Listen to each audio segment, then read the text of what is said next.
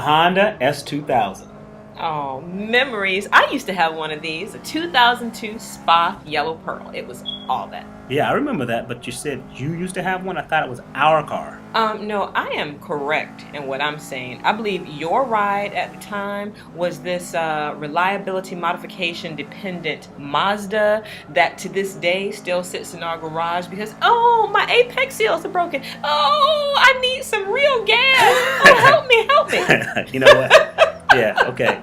But We gonna move on? No, we're not gonna move on. I'll say this.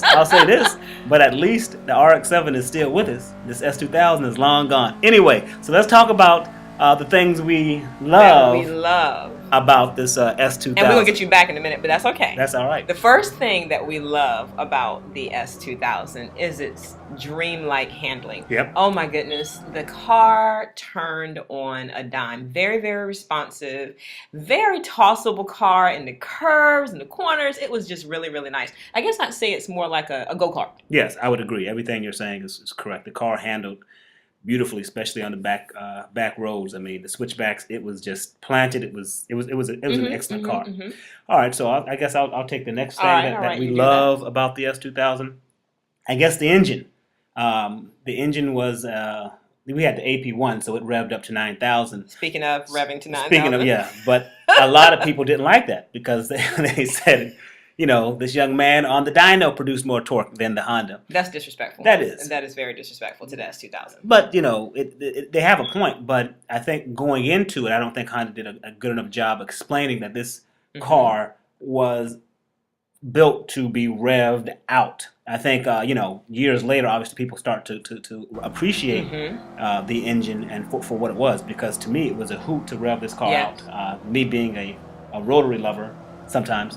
You know, I'm used to revving engines all the way out. So the Honda, anyway, the Honda S2000, I love the fact that you did have to rev it out, even though it didn't produce much torque. Yeah. What about the other thing? I'd say probably the last thing, the transmission. The transmission, 6-speed manual. Oh my goodness, really? In a day and age where you can barely find a performance car within a certain price range that has a manual gear shift that allows you to maneuver the car yourself, to put it in motion. It's rare, and it was very refreshing to have this kind of car. I would agree.